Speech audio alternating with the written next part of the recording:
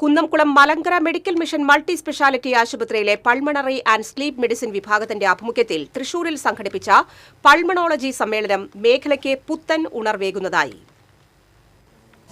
ഫ്ലൂറോകോൺ എന്ന പേരിൽ പുഴയ്ക്കൽ ഹയാത്ത് റീജൻസിയിൽ നടന്ന സമ്മേളനം Malankara medical mission multi speciality ആശുപത്രി സെക്രട്ടറി KP സാക്സൺ ഉദ്ഘാടനം ചെയ്തു.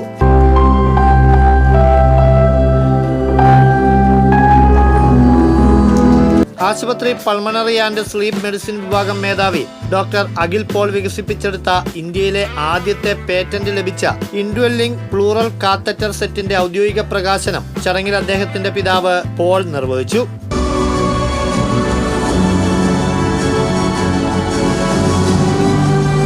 ചികിത്സാ ചെലവ് ഗണ്യമായി കുറച്ച് കൂടുതൽ രോഗികൾക്ക് ചികിത്സ ലഭ്യമാക്കാനാകുമെന്ന സവിശേഷതയാണ് ഈ IPC സെറ്റിനെ വ്യത്യസ്തമാക്കുന്നത്.